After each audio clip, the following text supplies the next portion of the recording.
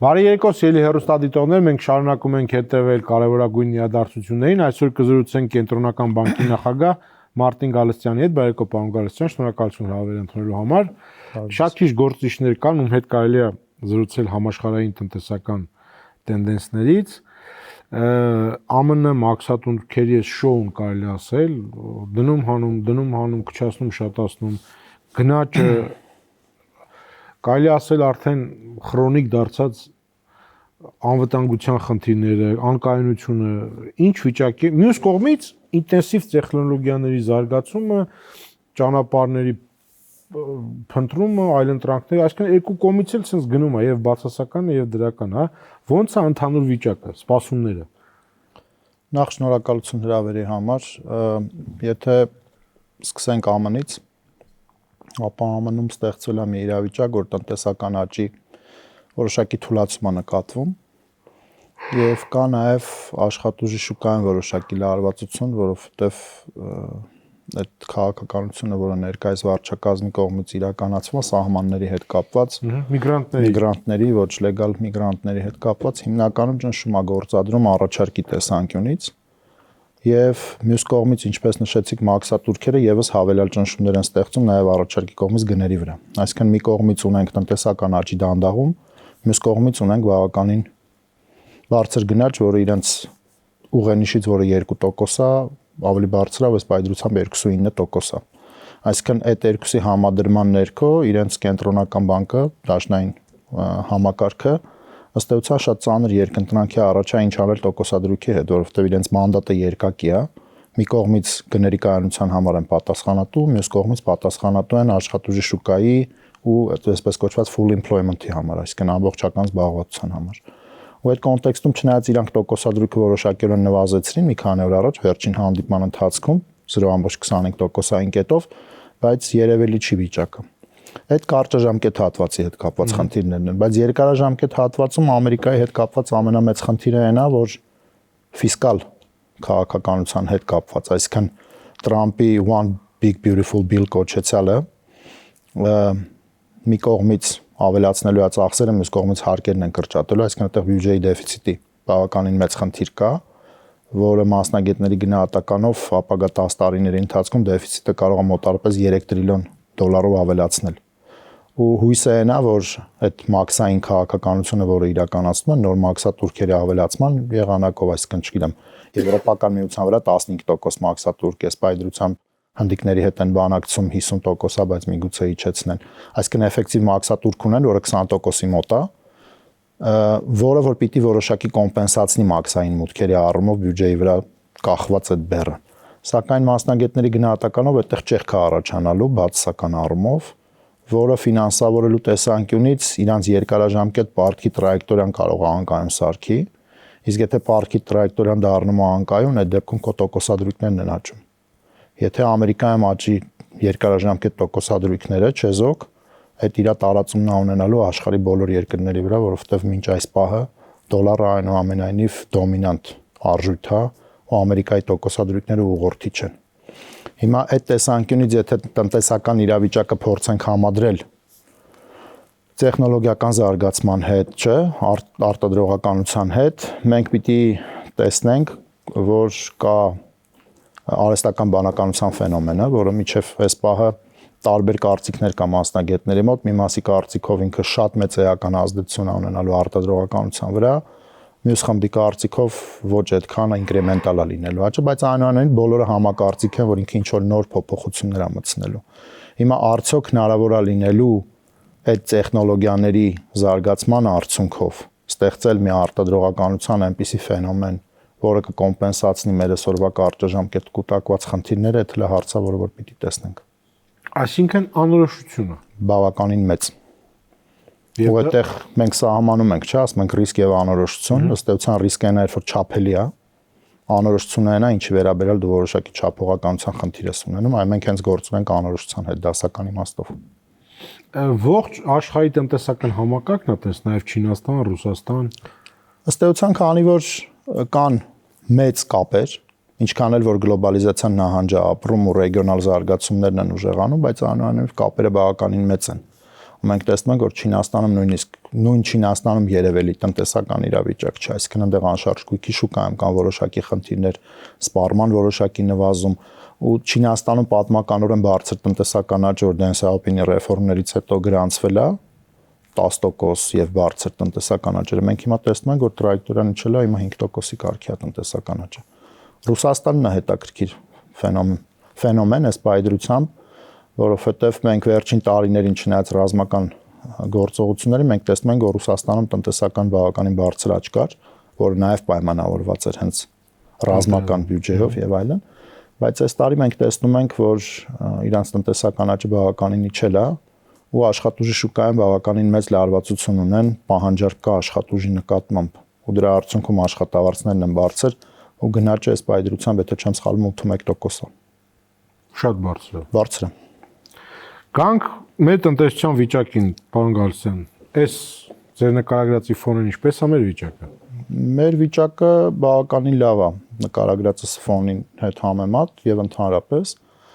ի տարբերություն ԱՄՆ-ի եւ մյուս գործընկեր երկրների մենք մի կետում ենք, որտեղ ունենք բարձր կանոն տնտեսական աճ վերջին տարիներին ու հիմա այդ աճը շարունակվում է եւ ունենք ցածր գնաճ կառավարելի։ Այսինքն եթե վերջին թվերով նայենք երկրորդ երամսյակի ավարտով տնտեսական աճը 5.9% է, օգոստոսով մեր տնտեսական ակտիվության ցուցանիշը 9.1 ու դա հիմնականում պայմանավորված է ծառայություններ, շինարարություն այդ ոլորտների աճով, բայց միևնույն ժամանակ մեր թարգեթին բավականին մոտ գնաճ ունենք 3.6% ու մեր գնահատականով առաջարկի գործոններով պայմանավորված որոշակի գնաճի ակտիվացում եղել է, բայց դրանք նաև կվերականգնվեն ու մենք մոտ կլինենք մեր թարգեթին։ Այ մեր գնաճը արտաքին գործոններով է կարևոր պայմանավորվում է, թե ներքին։ Երկուսով էլ կան գործոններ, որոնք առաջարկի կոմպոնենտներ են իրանց մեջ պարունակում, ներքինը օրինակ, չգիտեմ, կար որոշակի բանջարեղենի գների աճ, որը բնականաբար կհարթվի կգնա ժամանակի ընթացքում, բայց նաև մենք ունեինք արտաքինից եկած առաջարկի շոկ, որը հիմնականում յուղեր, մսամթերք, FAO ինդեքսը այս տարի տարբերություն նախորդ ինդեքսների որոշակի աճ ունի, համաշխարհային բարենամթերքի գների ընդհանուր հաշվարկման ինդեքսն է։ Մենք դա տեսանք մեր տնտեսության մեջ, բայց նաև այս վերջին ամիսներին մենք տեսնում ենք, որ պահանջարկի կողմից որոշակի ակտիվացում կա։ Այսինքն մենք ունենք զբոսաշրջիկների բավականին մեծ աճ, նաև ոչ ավանդական երկրներից, որը բավականին հետաքրքիր ֆենոմեն է, այսինքն Ռուսաստան, Վրաստան, Իրան, եթե այդ եռյակը հանեք, այնտեղ տակը նոր ավանդական երկրներից բացի հայտնվել են նոր երկրներից զբոսաշրջիկներ, որոնք մեր համար նոր ֆենոմեն է, կարևոր ֆենոմեն է, որտեղ մենք որոշակի դիվերսիֆիկացիայի տարեր ենք սկսում նկատել։ Ու այդ ամենի ներքո մենք տեսնում ենք, որ պահանջարկով եկած, այսինքն արտաքին պահանջարկով եկած որոշակի գնաճ կա, ուստի կենտրոնական բանկը, երբ որ նայում է ռիսկերի բաշխմանը, մենք մի քանի տիպի սցենարներ ենք նայում, վերջին մեր հանդիպման ընթացքում մենք A-տիպի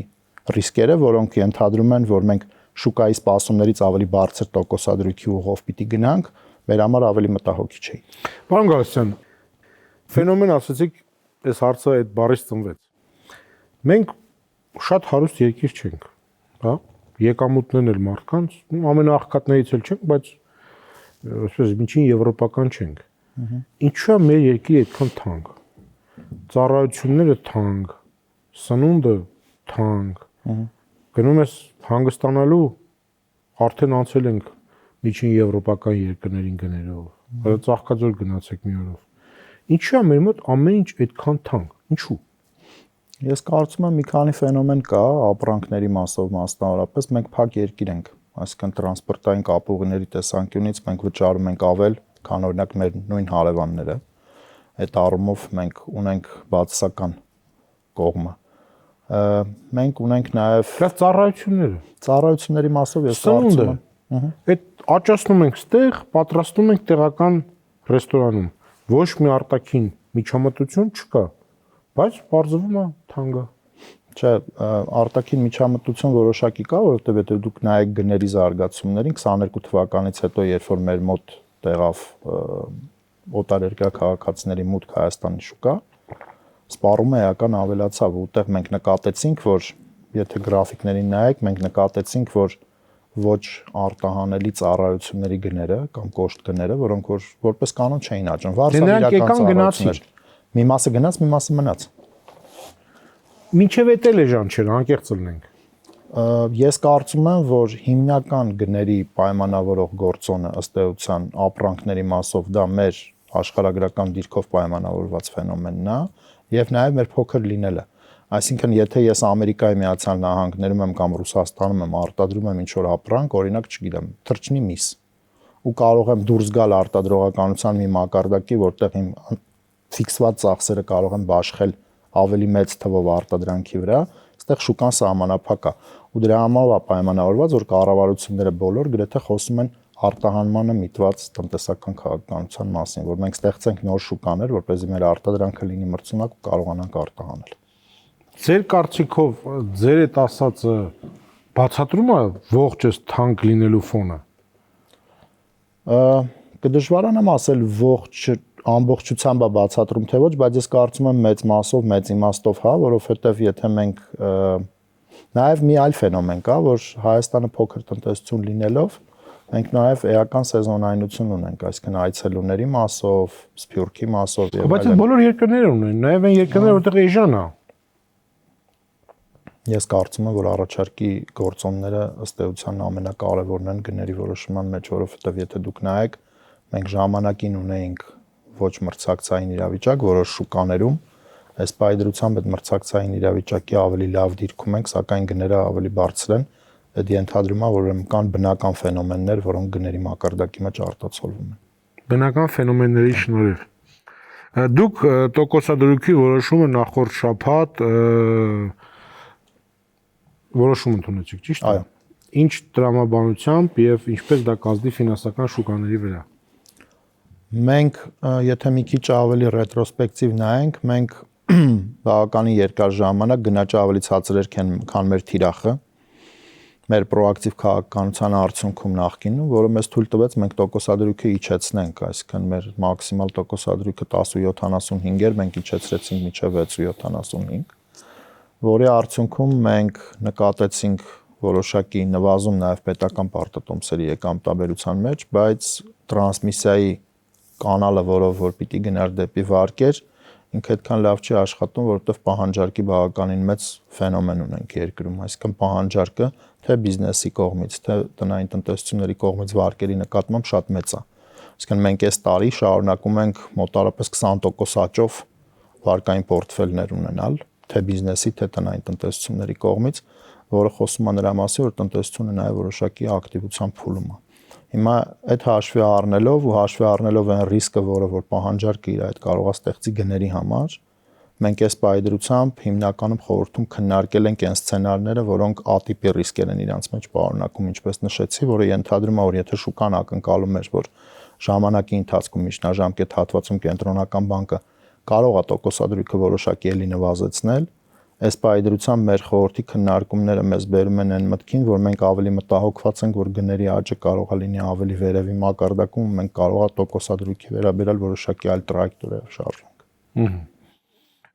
Ինչպիսին է մեր ֆինանսական կայունությունը, վարկերի աճ, կառուցվածք, անշարժ գույքի շուկա։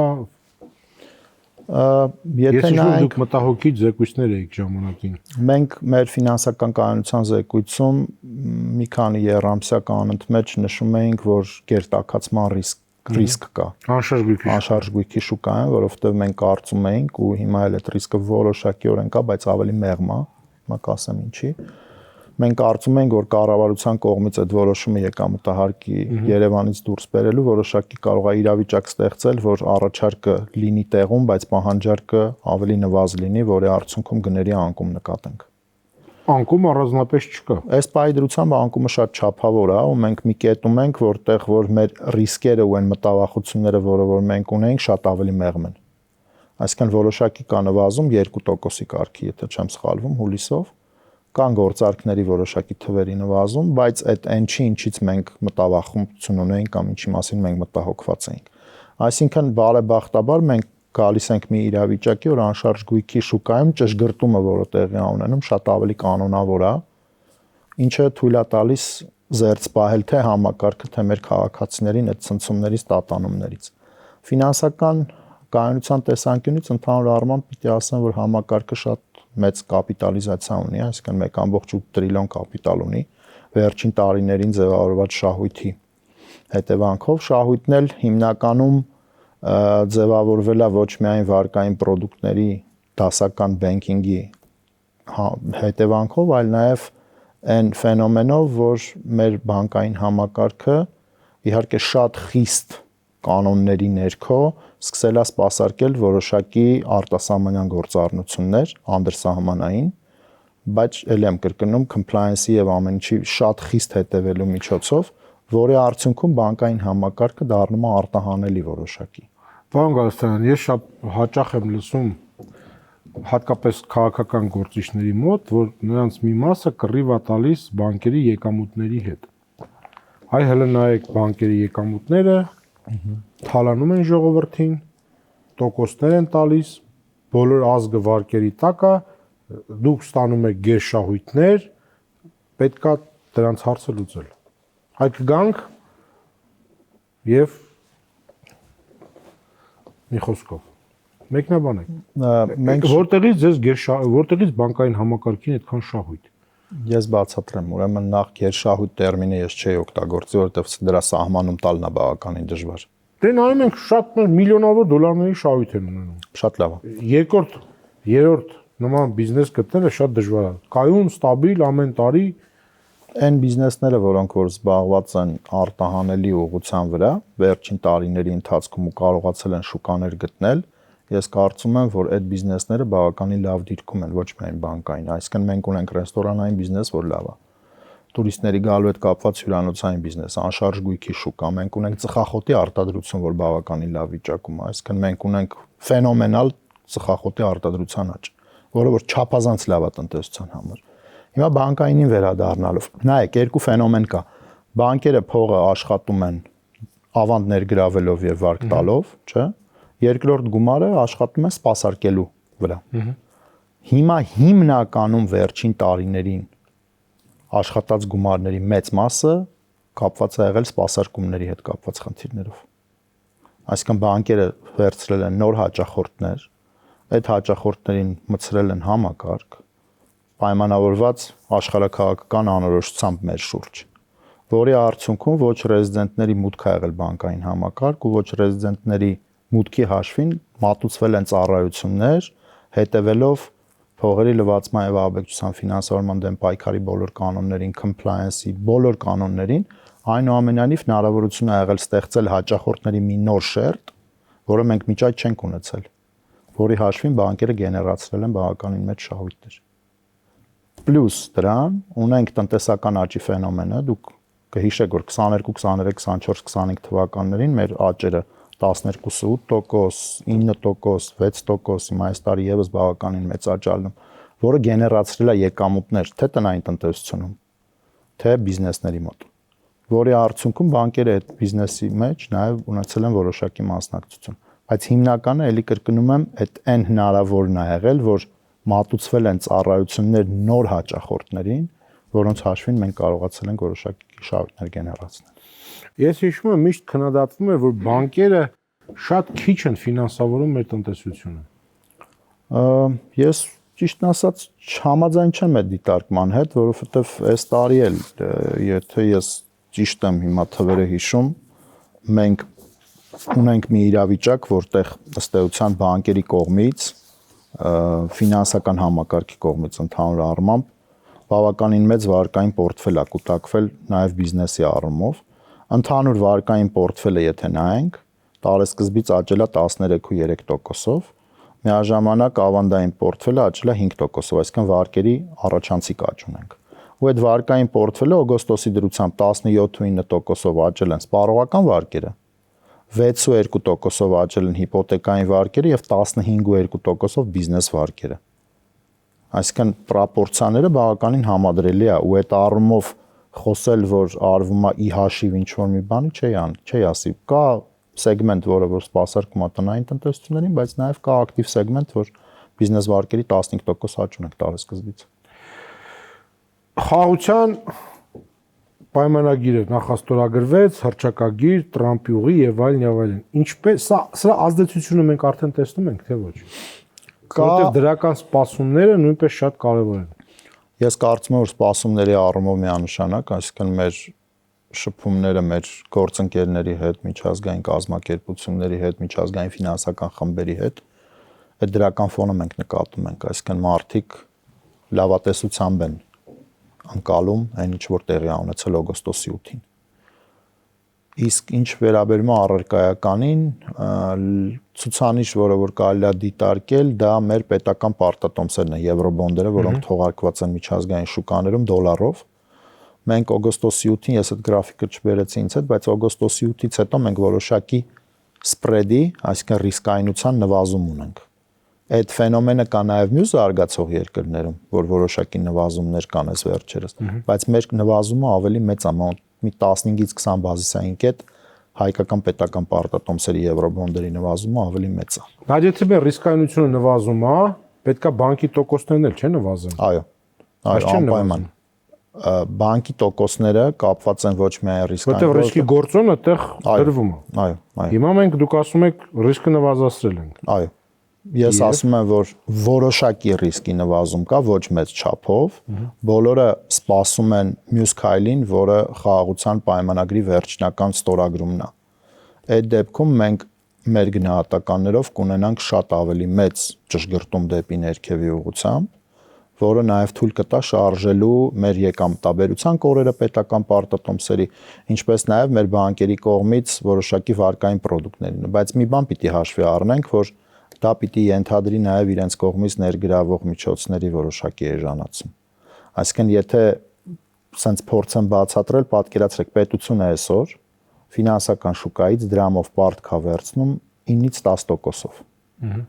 8-ից 10%-ով, 8 ամենակարճը, 10 երկարները։ Ուտեղ, եթե դու առնում ես պետական պարտատոմս, դու եկամտահարկ չես վճարում։ Եթե դու տանում ես բանկում ավանդ ես դնում, դու 10% եկամտահարկ ես վճարում։ Այսինքն էկվիվալենտը, եթե մենք ստեղծենք այդ տոկոսադրույքի բանկային համակարգում, ինքը պիտի լինի պետական պարտատոմս գումարած 10% եկամտաբերություն ու որոշակի ռիսկի կոեֆիցիենտ, որովհետև պետությունը դա 0 ռիսկ է, բանկը կամ հաճախորդը դա որոշակի ռիսկ է։ Հիմա եթե մենք այդ 10-ից 11 ունենք ավանդների համար, բնականաբար ավանդներից բարձր պետք է լինի վարկերի տոկոսադրույքը։ Եթե մենք ունենք հիպոթեկային վարկ, որը որ 13% է մոտարապես, միջին տոկոսադրույքը դրամով, ինքը մոտարապես 2-3%-ով ավելի բարձր է, քան ավելի կարճ ժամկետով ներգրաված ավանդները։ Շնորհակալություն։ Ես եմ շնորհակալ։ Մեր հյուրը Կենտրոնական բանկի նախագահ Մարտին Գալստյանն էր, կհանդիպենք ցտեսություն։